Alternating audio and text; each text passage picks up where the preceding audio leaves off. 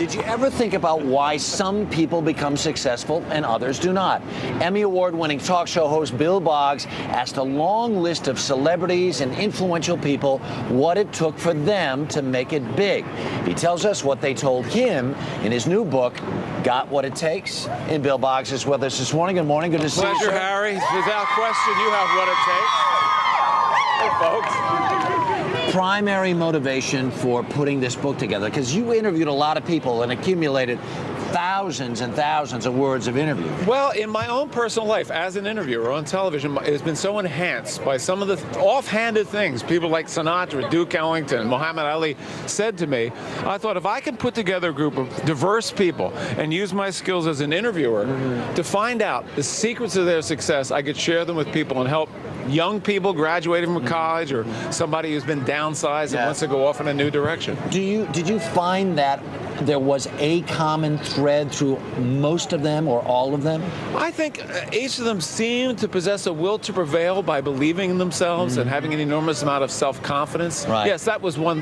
Whether times for them were good or bad. Yeah. One of the things that really popped off the page to me, we were talking to Anna Quinlan, who's the great writer for Newsweek, and of course wrote for the Times here years ago. Pulitzer Prize winner. Also a phenomenal novelist, and she talked about the imposter complex. I'm not sure I've ever met anyone who does, especially what we do, if you get them to confess that there's this secret thing inside them that says, "Oh, Harry, they're gonna catch me, they're gonna find me out." Absolutely. I asked every successful person, from Branson to Trump to Renee Zellweger, about that little voice inside of insecurity.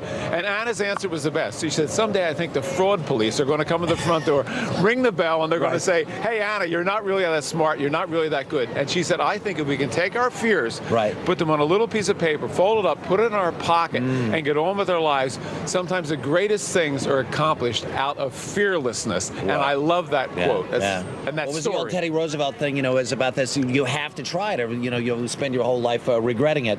You have some tips in here, some things we're going to put up on the screen. And one of the things you talk about is you should try to cultivate self-confidence. How do you do that? Well, Harry, all of the people in the book demonstrated tremendous self-confidence. And I think that confidence just doesn't drop in from the sky. Right. You have to be open to allow your confidence to develop. Joe Torre, for example, said confidence comes with accomplishment, right? True. So I think anybody who's watching right now who really may not feel confident, look to your past experiences. Think about the things you've done and allow yourself to be open for them to help you develop self-confidence in the same way you develop your backhand in tennis. The other thing in this is also it's about hard work and determination. Oh, everybody in the book talked about working hard, and there's having no sense of entitlement whatsoever.